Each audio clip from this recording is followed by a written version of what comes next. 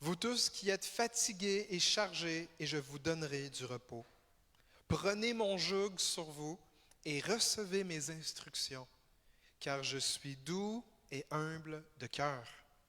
Et vous trouverez du repos pour vos âmes, car mon joug est doux et mon fardeau léger. On va prier un petit peu là-dessus, puis on va continuer. Père éternel, te disons merci pour ta parole. Te disons merci pour ton Église. Merci parce que c'est toi qui as choisi de nous assembler les uns aux autres et de te connaître. Mon Père, je te prie pour l'Église, pour moi-même, pour l'Assemblée. Répands, Père, une fraîche onction, autant pour communiquer ta parole, autant pour discerner ce que l'Esprit Saint dit et fait, mais aussi une onction pour recevoir cette parole. Donne-nous l'onction, Seigneur, pour comprendre, pour croire, pour appliquer et être transformé par cette parole. C'est ma requête ce matin, au nom de Jésus. Amen. Donc, nous sommes dans cette série, très longue série, où est-ce qu'on se prépare pour le retour du Seigneur Jésus-Christ. Jésus-Christ revient bientôt. Nous ne savons pas l'heure, nous ne savons pas le jour, mais on sait une chose, il revient bientôt. Et à cause que nous sommes dans cette anticipation, nous comprenons que nous avons des choses à mettre en place dans nos vies, des choses à mettre en préparation. Et présentement, depuis plusieurs semaines, le Seigneur nous parle de se préparer à demeurer dans la joie, à être dans une anticipation de bonnes choses à venir. Et dans cette invitation, depuis au moins 2 semaines, il y a eu une vision d'une loupe. Je l'ai partagée la semaine dernière, ça s'est fait partager plusieurs fois, mais cette parole-là, j'ai l'impression que le Saint-Esprit, il souffle encore sur ce volet-là. Le Saint-Esprit nous a montré aux intercesseurs qu'il y a une loupe sur l'Église. Dieu tient une loupe. Et cette loupe-là, c'est une loupe où est-ce qu'on réalise, nous avons la faveur de Dieu sur nos vies à cause de Jésus. Dieu veut répandre une grande grâce dans nos vies. Mais également, quand on met une loupe au soleil, il y a une lumière intense, un point focalisateur, et ça peut faire du feu. Et je crois présentement que le Seigneur, il veut continuer dans ce temps d'examination de nos cœurs, de nos vies, parce qu'il veut nous donner des yeux pour reconnaître l'orgueil et l'humilité dans nos vies et autour de nous. Et la raison pour laquelle je crois que le Seigneur veut nous sensibiliser à voir, à reconnaître tout ce qui serait orgueil ou humilité dans nos vies, c'est que Jésus est humble de cœur. Et Jésus, quand nous avons cru l'Évangile, eh bien, Jésus est devenu notre modèle. Il est devenu notre enseignement. Jésus est devenu notre référence de ce que c'est un chrétien. Et dans cette posture-là, nous comprenons que si Jésus est humble, eh bien, ses disciples, ceux qui ont cru en lui, ceux qui vont lui obéir, eh bien, ils vont devenir comme lui, humbles. Et dans cette humilité, dans ce que Jésus nous a enseigné, ce qu'il nous a démontré dans l'Évangile, on comprend, comme c'est écrit dans Romains 2, 4, que c'est la richesse de sa bonté, la richesse de sa patience, la richesse de sa longanimité, de sa miséricorde, qui nous pousse à la repentance. Donc quand on rencontre Jésus, Jésus ne nous amène pas à changer en nous tapant dessus, pas en nous fouettant, pas en nous mettant en nous insultant. C'est pas comme ça que Jésus nous amène à la repentance, à changer de vie, à faire demi-tour. C'est en rencontrant à quel point il est bon. Et Jésus est bon pour nous. La Bible nous dit, pour tous ceux qui ont cru l'Évangile, dans Éphésiens 1,3, que nous sommes richement bénis en Jésus-Christ. Béni soit Dieu, va dire l'apôtre Paul, le Père de notre Seigneur Jésus-Christ, qui nous a bénis de toutes sortes de bénédictions spirituelles dans les lieux célestes en Christ. Alléluia! Le Seigneur nous a déjà bénis. La question, c'est à quel point cette bénédiction de Dieu se manifeste dans nos vies. À quel point elle est visible, cette bénédiction que Dieu a ordonnée sur nos vies. 2 Corinthiens 5, 17 nous déclare aussi par les mots de l'apôtre Paul, « Si quelqu'un est en Christ, il est une nouvelle création. Les choses anciennes sont passées, voici toutes choses sont devenues nouvelles. » Amen. Donc, quand nous avons cru l'Évangile, Dieu a redémarré ce que nous avions perdu, un accès à Dieu, une communion avec Dieu. Nous étions éloignés du Seigneur, nous étions aveuglés, ignorants, nous faisions des choses qui ne sont pas possibles à raconter. Et quand nous avons cru, le Seigneur a fait de nous de nouvelles créatures. Mais la question qu'on a à se poser, frères et sœurs, parce que nous sommes devenus de nouvelles créatures, mais à quoi est-ce que ça peut ressembler aujourd'hui? À quoi est-ce qu'on peut identifier que je sois, ou que tu sois, ou que nous soyons devenus une nouvelle création? À quoi ça ressemble? Puis est-ce que ça pourrait paraître dans nos vies? Est-ce qu'en étant devenu une nouvelle création, est-ce que les gens qui m'entourent pourraient rendre témoignage? Est-ce que ça paraîtrait dans nos relations que nous sommes devenus de nouvelles créatures? Frères et sœurs, je crois que le Seigneur met l'attention sur l'orgueil et l'humilité. Parce que Jésus est humble. Et comment savons-nous que nous avons tous besoin d'une double portion d'humilité? Ou est-ce que ça peut être difficile de reconnaître nos torts? Ou est-ce qu'on peut facilement s'enfler parce qu'on pense plus grand de qu'est-ce qu'on est réellement? L'orgueil fait partie de la nourriture de cette culture sur la terre. Et par la grâce de Dieu, oui, nous sommes humbles. Amen. Et en même temps, nous savons qu'il y a de l'orgueil encore dans nos vies. Amen.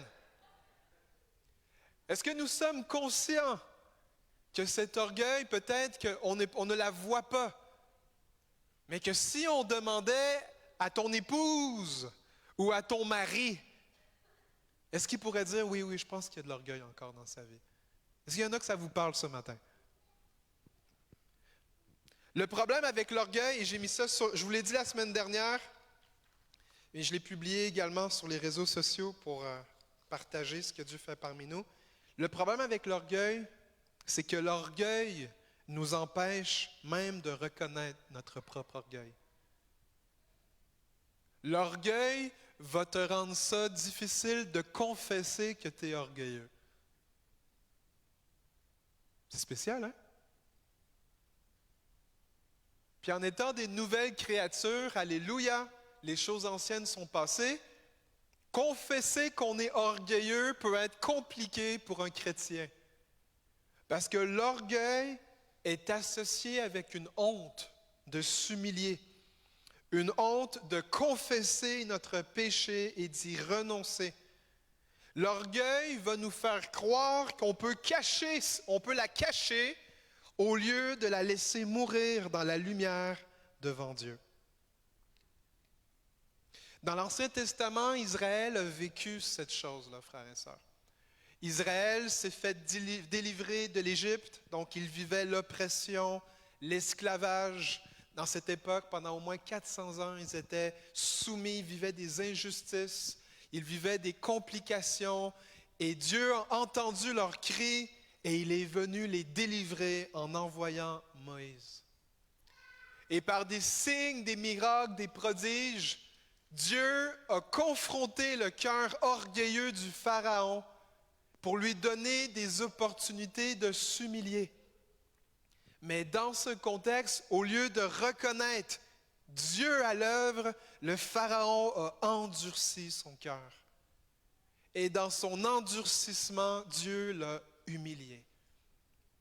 Et alors qu'Israël vit des miracles, Dieu va ouvrir une mer pour qu'ils traversent et que quand les Égyptiens, les ennemis vont aller les suivre, l'eau allait se refermer sur eux.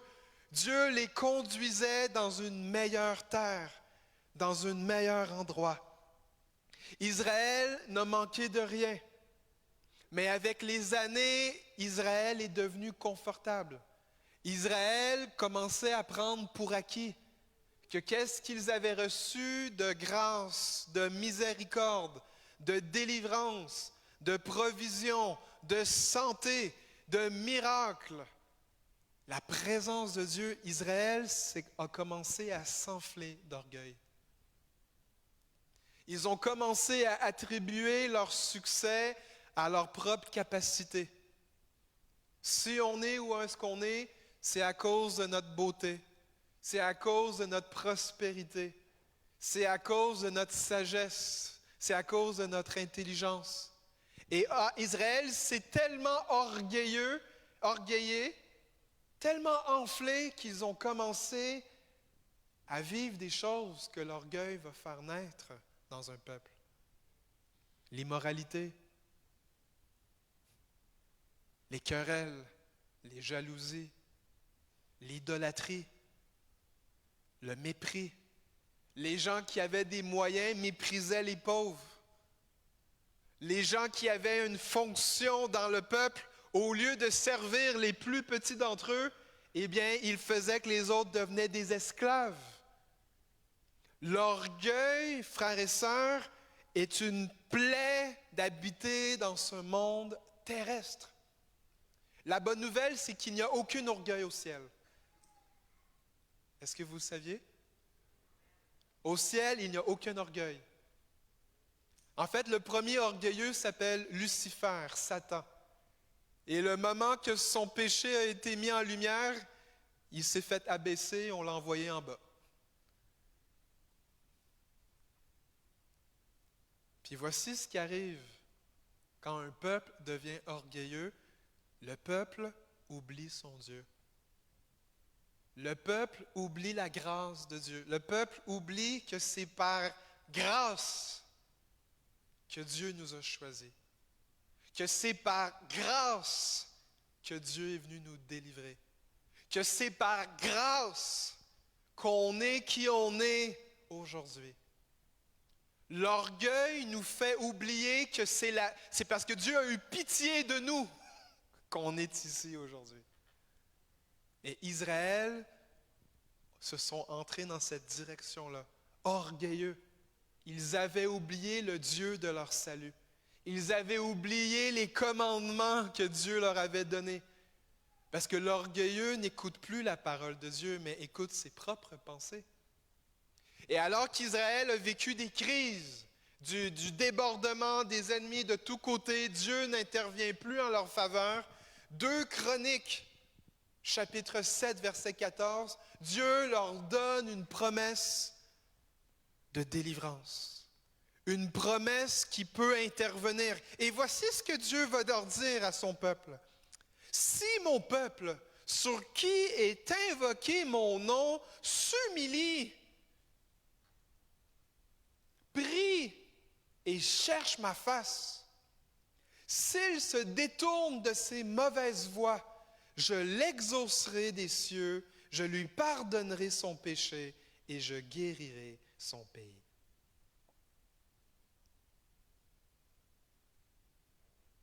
Dans l'Ancien Testament, Dieu était en train d'adresser l'orgueil dans le cœur de son peuple, dans le cœur de ses enfants, et le Seigneur leur donnait une alternative. Et il leur offrait ce moyen de se dégonfler un petit peu, là. Quand on s'enfle d'orgueil, imaginez un ballon que vous gonflez. sais, t'as gonflé normal, mais après ça, t'as...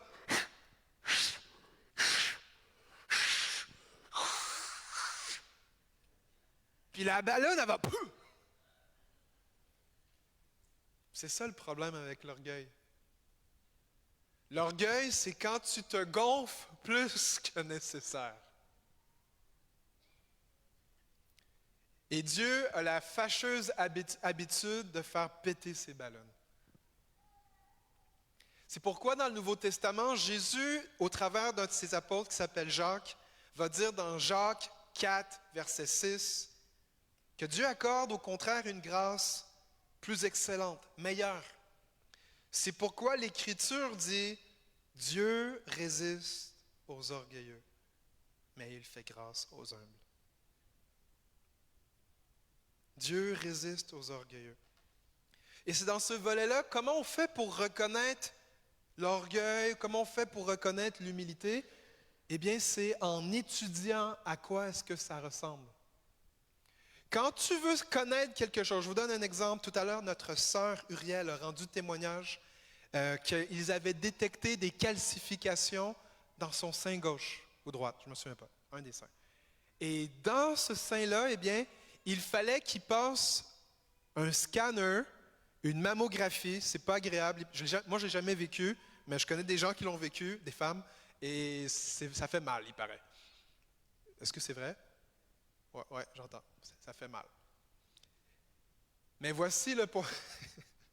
C'est qu'en écrasant justement le sein, eh bien, le scanner va pouvoir montrer s'il y a des calcifications, s'il y a des masses, s'il y a des cellules atypiques ou si c'est normal. Mais la personne qui va passer le scan, la personne va avoir fait des études pour reconnaître, voici à quoi ça ressemble quand quelque chose est dysfonctionnel dans le sein d'une femme. Voici ce qui est fonctionnel. Normalement, tu as les petits tubes, donc tu apprends des images, tu étudies, OK, ça c'est à gauche, ça c'est à droite. Ça, les petits points, ça fait le lait. Ça, ici, c'est le canal. C'est tout, tu apprends l'anatomie. Ah, pour ceux qui ne savaient pas, j'étudiais médecine avant d'être pasteur. Okay? Juste que vous sachiez. Je me souviens de mon anatomie, de mon dictionnaire. Mais également, pour être capable de reconnaître les anomalies, il ne fallait pas seulement voir des choses sur l'écran, mais il fallait être capable de les nommer. Et ensuite qu'on les identifie, on rencontrait la personne et on lui dit... Madame, voici, est-ce que vous êtes seule? Puis là, on va prendre le temps de rassurer la personne. Pourquoi? Parce que c'est jamais le fun d'avoir des mauvaises nouvelles. Qui aime ça avoir des mauvaises nouvelles? Levez la main. Qui aime ça avoir des bonnes nouvelles? OK, une bonne nouvelle. Moi, je n'aime pas tant avoir les mauvaises nouvelles. Parce que quelqu'un va dire, Madame, j'ai une mauvaise nouvelle à vous annoncer. Déjà, juste mauvaise nouvelle, c'est comme, ah non, c'est quoi là? Donc, il y a une manière d'amener quelque chose à la lumière. Et dans le cas ici de ce qu'on veut apprendre à discerner, c'est à quoi ça ressemble, l'orgueil. Puis aussi, pourquoi est-ce que Dieu, il résiste à certaines personnes? Je pensais que Dieu, il traitait tout le monde de la même manière. Je pensais que Dieu, il ne faisait pas de différence les uns avec les autres. Je pensais que Dieu aimait tout le monde. Comment ça? Si Dieu aime tout le monde, pourquoi il résiste des gens? Dieu, il fait-tu du favoritisme? Puis la réponse à tout ça, frères et sœurs, c'est Dieu ne fait pas de favoritisme. Mais la Bible nous enseigne que Dieu résiste à certaines personnes et Dieu fait grâce à certaines personnes. C'est spécial, hein?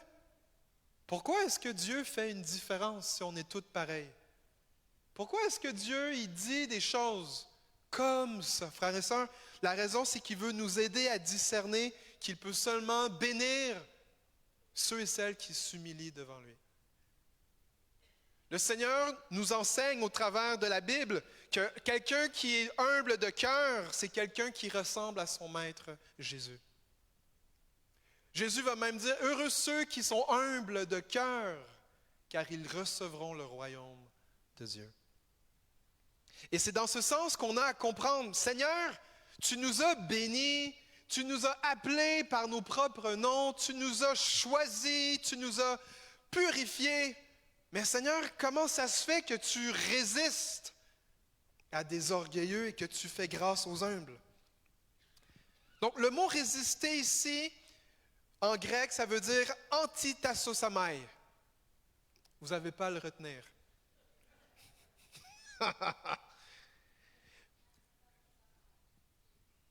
Ah, mais merci. Yes. Si vous avez à cœur d'apprendre le grec, ça me fera plaisir qu'on parle plus ensemble de grec. Je n'ai pas l'opportunité de parler beaucoup de langues vieilles comme cela, mais antitassosomai veut dire se ranger en bataille contre, s'opposer à quelqu'un, résister. C'est comme quand tu apprends à faire tes cours de conduite et que là, on est dans le stationnement, mettons, du Walmart. Je ne sais pas si c'est dans le Walmart, mais je m'imagine au Walmart. Et que là, tu arrives dans le stationnement et que là, ton professeur de cours de conduite, il te dit, tu vois ces deux voitures ici et là, tu dois te stationner. Et là, tu dois avancer. Tu arrives à la deuxième voiture. Là, j'aide ceux qui vont passer un examen de conduite bientôt. Et tu regardes dans ton rétroviseur et par la suite, tu campes ton volant et tu vas te stationner.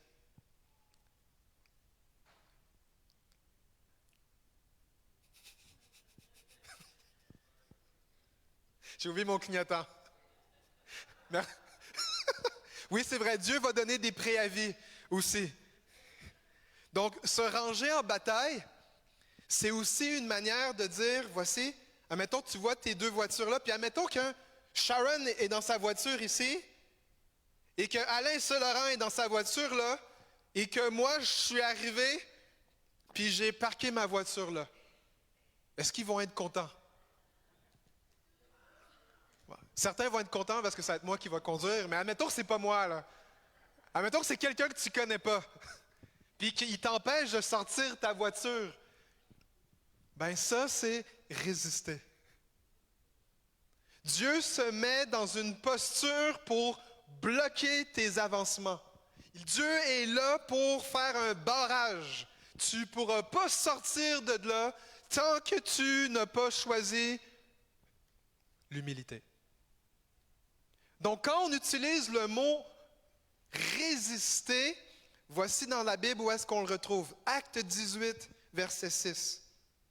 C'est l'apôtre Paul qui est en train de faire son ministère apostolique. Et alors qu'il est dans cette ville à Éphèse, ça dit que les Juifs faisant alors de l'opposition. Donc, les Juifs qui faisaient de la résistance à l'apôtre Paul, qui s'opposaient à lui, qu'ils se sont rangés en bataille contre l'apôtre Paul, eh bien, c'est le même mot ici qui est écrit antitassosomai. Donc, ça ressemble à ça. C'est tu bloques, tu empêches, tu nuis. Et dans ce cas-ci, c'était mal utilisé parce que les Juifs s'opposaient au ministère de l'apôtre Paul. L'apôtre Paul va secouer ses vêtements et il leur dit que votre sang retombe sur votre tête. J'en suis pur. Dès maintenant, j'irai vers les païens. Un autre endroit dans les Écritures où le mot résister est utilisé. Romains 13, 2. L'apôtre Paul parle à l'Église de Rome et il leur parle concernant leur relation avec l'autorité. Et c'est écrit, c'est pourquoi celui qui s'oppose, antitassosomai, qui s'oppose à l'autorité, antitassosomai, résiste à l'ordre que Dieu a établi et ceux qui résistent attireront une condamnation sur eux-mêmes. Ici, c'est le même mot. Résister, s'opposer. Eh bien, imaginez quand c'est les humains qui font ça. Paul l'a vécu. Paul adresse les chrétiens de Rome qui s'opposent à l'autorité. Imaginez quand c'est Dieu qui s'oppose à nous. Est-ce que vous avez déjà pensé à ça, que Dieu s'oppose activement aux orgueilleux? Et le mot orgueilleux ici, si on veut le creuser un peu plus, en grec, ça veut dire hyperéphanos, qui veut dire, retenez plus ça, se montrer au-dessus des autres, surpasser, se mettre en évidence, avec une trop haute estime de ses propres moyens ou de ses mérites, mépriser les autres ou même les traiter avec mépris d'une façon hautaine.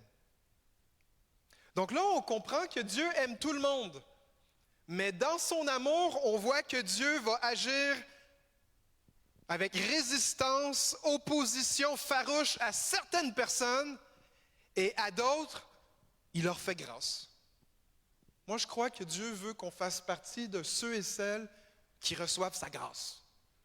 Je crois que Dieu nous a appelés à ne pas demeurer dans le modèle des hommes charnels ou de ce qu'on a appris ici sur terre pour rester dans l'orgueil, mais que réellement Dieu veut tellement répandre sa grâce qu'il met son flasheur. Sois humble. Sois humble. Sois humble. Sois humble. C'est comme si Dieu envoie ce message dans nos cœurs de pouvoir choisir l'humilité. Pourquoi? Parce que Dieu préfère faire grâce que de résister. Le mode que Dieu privilégie, c'est de faire grâce. De la même manière qu'il l'a fait dans l'Ancien Testament, de la même manière qu'il l'a fait à des multitudes quand il marchait sur la terre, et comme il le fait à chacun d'entre nous, mieux vaut que Dieu nous fasse grâce qu'il nous résiste. Amen. Donc, je conclus prochainement. Je vais couper mon message. Okay? J'ai 5 messages dans ce que j'ai là. Puis avec le temps, je veux mettre au moins l'accent sur Dieu résiste aux orgueilleux. Dans les Écritures, on retrouve cela dans Luc 1, 51.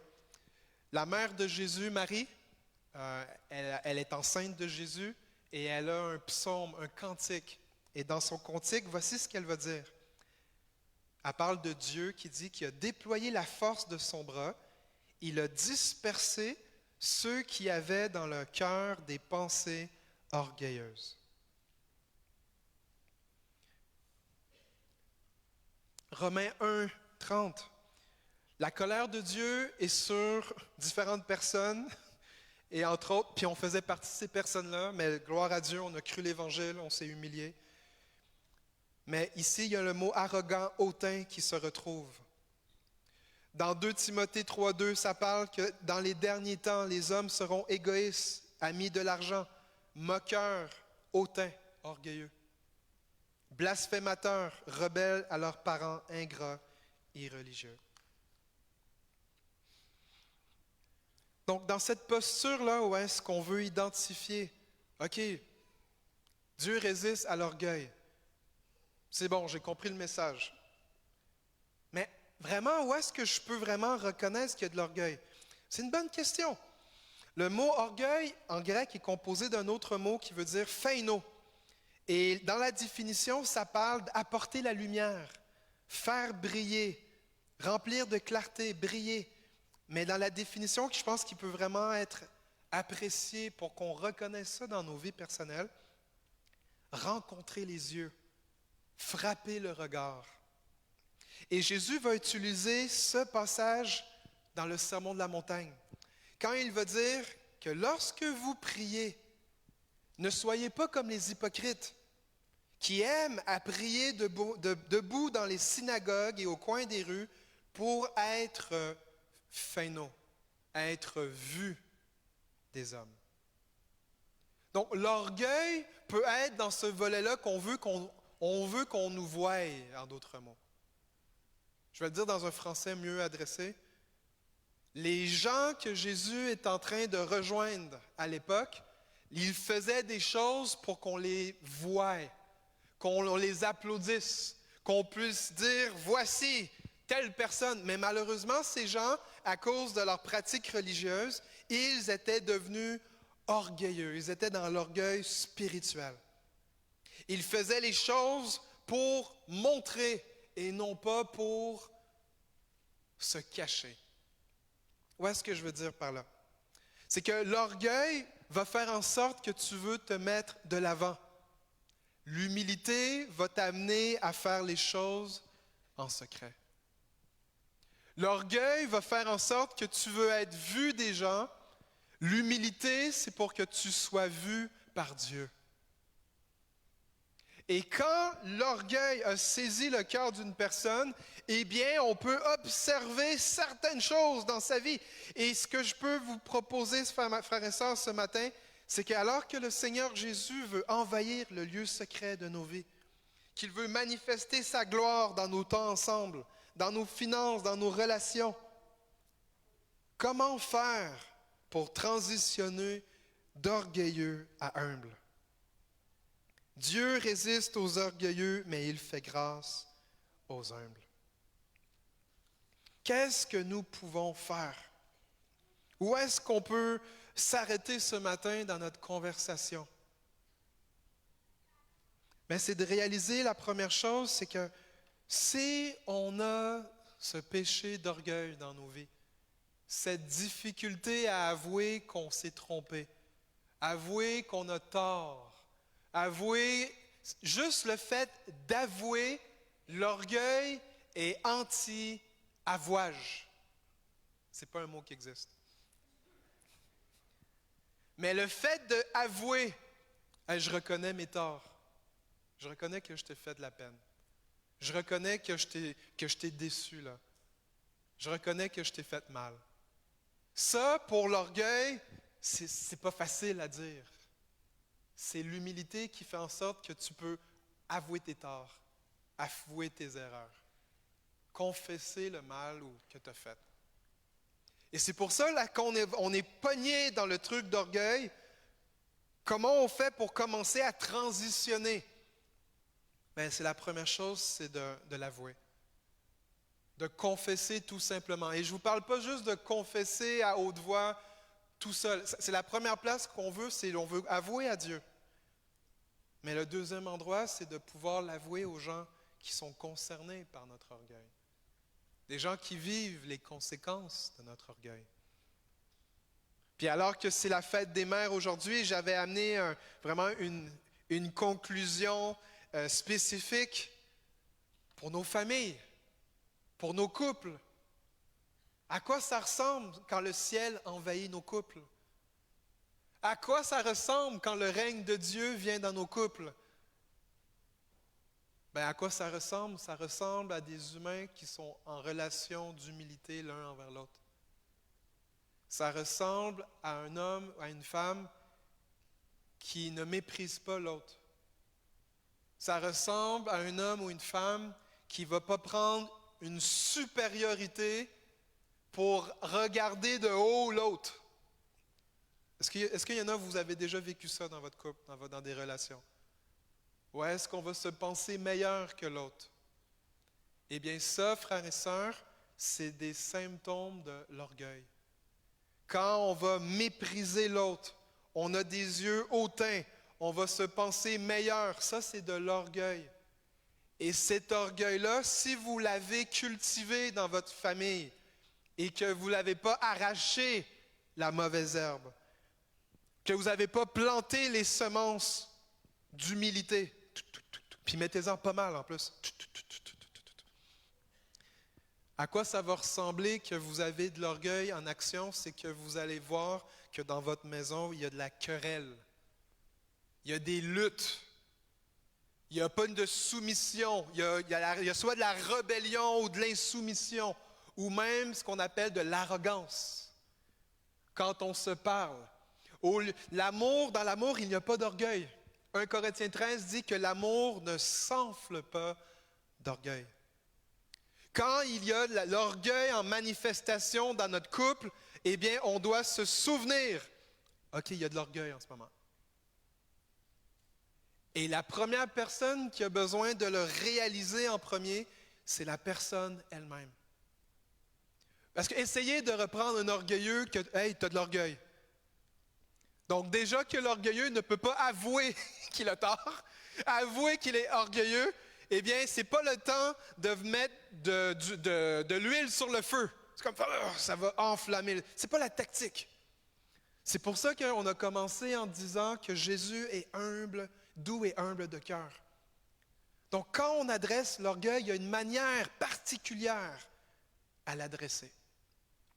Donc, la première chose, c'est que ça commence avec nous-mêmes. Ça commence avec le volet que ma femme, mon mari, mon enfant, je te demande pardon.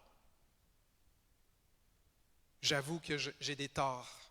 J'avoue que je me suis trompé. Je m'avoue que je t'ai fait du mal. Ça, frères et sœurs, ça va péter la balloune d'orgueil. Parce que ça va nous garder les pieds sur terre. Ça va nous garder sur nos deux pieds. On ne se met pas en dessous du tapis, mais on est capable de juste être qui on est pour confesser, pour dire « J'ai eu tort, je te demande pardon. Je te confesse mon orgueil. » En fait, je vous dirais que dans un couple, si vous pratiquez l'humilité, eh bien, de plus en plus que vous faites cela, d'avouer vos torts, eh bien, le plus que l'antibiotique de la grâce de Dieu va s'appliquer dans vos vies et vous allez voir la provision, la restauration de Dieu, parce que Dieu résiste aux orgueilleux, mais il fait grâce aux humbles. Je vous invite à vous lever.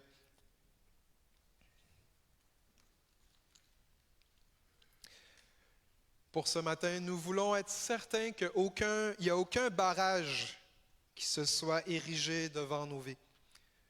Nous voulons tous répondre à l'appel de Dieu, nous voulons tous vivre ce temps d'élévation et je crois personnellement que le Seigneur veut mettre une emphase sur ce volet d'orgueil et d'humilité parce que Dieu nous a destinés à l'élévation. Dieu a prévu de répandre sa gloire parmi nous. Et le dernier verset, Jacques 4,10, qui dit « Humiliez-vous devant le Seigneur et il vous élèvera. » Donc ma prière pour nous, alors que le Seigneur met son doigt là-dessus, alors qu'il y a sa loupe là-dessus spécifiquement, c'est que vous puissiez réaliser cela dans vos propres vies, vous examiner à la lumière de la parole de Dieu et à la lumière du Saint-Esprit. Est-ce que dans mon couple, mari ou femme, est-ce que je suis un porteur d'orgueil ou un porteur d'humilité? Est-ce que je veux que ça change? Est-ce que je veux la paix chez moi ou la querelle? Et quand vous réfléchissez que ce n'est pas quelque chose d'étranger, mais que ça commence avec vous, eh bien c'est là que le Seigneur va vous élever. Le Seigneur va intervenir, Dieu va ouvrir le chemin pour vous. Donc, reconnaître ses torts, demander pardon et reconnaître la réalité. Donc, je veux vous rappeler, frères et sœurs, cette semaine, regardez vos courriels pour les annonces. Il y a beaucoup de choses qui étaient annoncées, mais au moins par écrit, vous allez pouvoir prendre conscience de ça. Si vous ne recevez pas nos courriels, laissez-nous votre courriel. Puis si vous avez besoin de prière, comme ça vous parle dans votre cœur, il y a quelque chose qui est remué, il y a quelque chose, vous dites, OK, il y a quelque chose. Donc ça, c'est comme le signe, approche-toi en avant. Puis on va prendre le temps de prier avec toi, mais néanmoins, je veux vous bénir avant de vous relâcher. Alors, Seigneur Dieu, je te remercie pour ce temps ce matin. Merci parce que tu agis parmi nous. Tu nous apprends le chemin de l'humilité. Seigneur, tu nous montres le chemin pour l'élévation, le chemin pour ta gloire. Et Père, ma requête, Seigneur Dieu, en toute simplicité, je te demande, viens Seigneur Jésus, viens dans nos cœurs, viens dans nos pensées, viens dans nos raisonnements. Affranchis-nous de tout orgueil. Seigneur Dieu, fais péter nos ballons.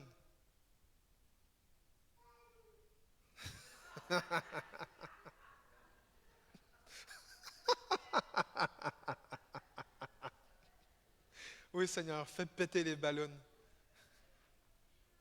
Puis qu'on puisse simplement être comme toi, Jésus, humble. Et te laisser nous élever. Comme toi-même, Jésus, tu as été élevé à la droite de Dieu. Alors je bénis cette assemblée, je bénis tes enfants au nom de Jésus. Amen. Alors soyez bénis, chers frères et sœurs. Prenez le temps de vous saluer.